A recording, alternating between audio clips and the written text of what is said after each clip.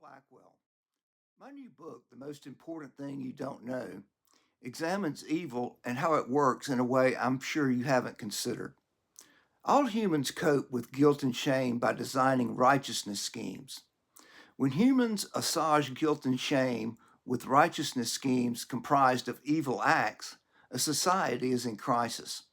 Curing guilt and shame with evil acts, I know that sounds weird, or righteousness schemes with evil acts, even weirder. But once understood, two facts regarding righteousness stand above all others.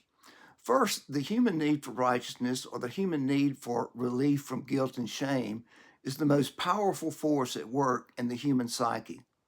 The most influential human lives ever lived dealt specifically with the subject of righteousness. Secondly, biblical Christianity is different from all other religions known to mankind because of its recipe for righteousness. The Bible states that only righteousness obtained without a downside is righteousness that comes by faith. The Bible says Abraham believed and it was credited to him as righteousness. Jesus says heaven is for those who believe, not those who keep the law. Christians believe that faith in Jesus' resurrection imbues the believer with Christ's perfect righteousness. To understand or heal the crisis in America without incorporating the principles of righteousness is futile. To explain what I mean, allow two observations. First, the tactics being used now to address the American left's evil isn't working, obviously. And the principles of righteousness, the Bible, explain why and why they will never work. The Bible says, take the plank from your own eye before the speck in your brother's.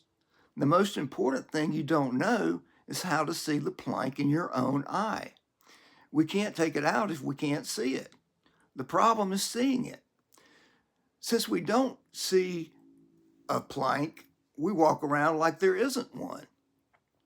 Standing behind a righteously accusing pointed finger takes no courage. It takes no guts to say, be good like me, but boy, does it feel good. It feels righteous. Such tactics just make matters worse. Such tactics just feed faux righteousness into faulty righteousness schemes. Legalism is the only way to get righteousness absent faith. Though unaware, people on the American left are ardent legalists. To address guilt and shame, they have instituted moral relativism as their legal code. Nothing feeds their need for righteousness like condemning haters, quote unquote haters, who believe in the ultimate morality of do unto others. Confronting those on the left for the sake of our own righteousness just pulls the knot tighter.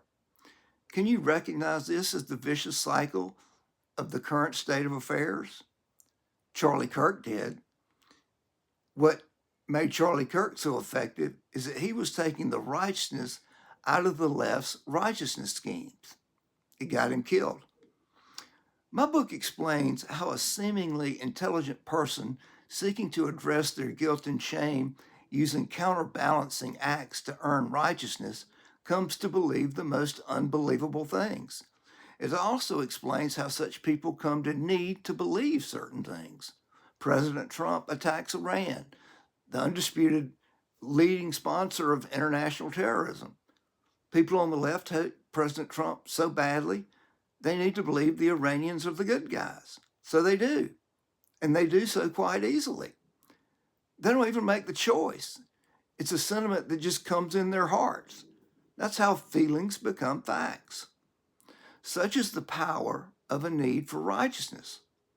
How could a rational person come to believe it's okay for high school boys to dress in high school girls' locker rooms?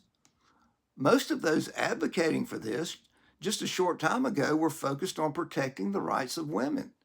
Their addiction, and it is an addiction, to the righteousness that comes from their hatred of people who don't share their moral relativism demands advocating for ever more absurd contradictions.